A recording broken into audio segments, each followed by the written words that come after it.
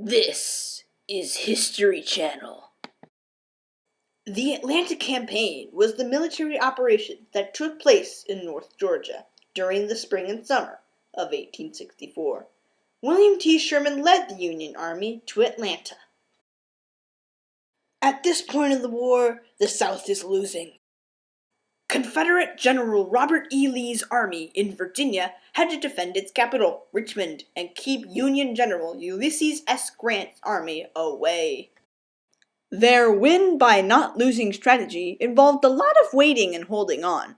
They hoped Northerners might grow tired of the war and vote U.S. President Abraham Lincoln out of office. It all began on May 7th, 1864, with the skirmish at Tunnel Hill in North Georgia. Sherman had 4 reasons to think he could win. 1, his troops outnumbered the Confederate forces by roughly 2 to 1. 2, he had enough food, clothes, and weapons to get him through the march. 3, his troops felt confident because they defeated the Confederates in Chattanooga, Tennessee. And 4, Sherman, having faced and beaten Johnston in the Mississippi, was aware that Johnston was unaggressive. During the opening weeks of the campaign, Sherman forced Johnston's army back from one position to another.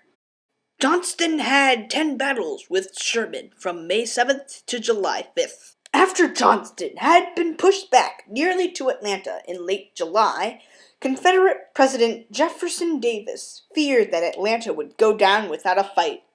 He replaced Johnston with John B. Hood, an Army Corps commander who promised to defeat Sherman and save the city. Hood had 7 battles from July 20th to September 1st. Hood's chances of success were 0.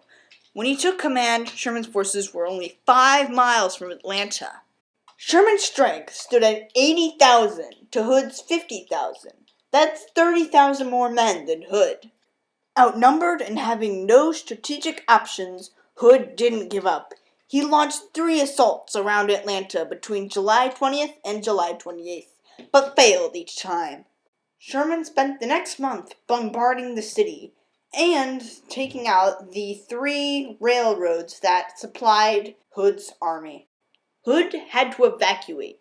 Sherman had won the campaign, and Lincoln would be re-elected for sure.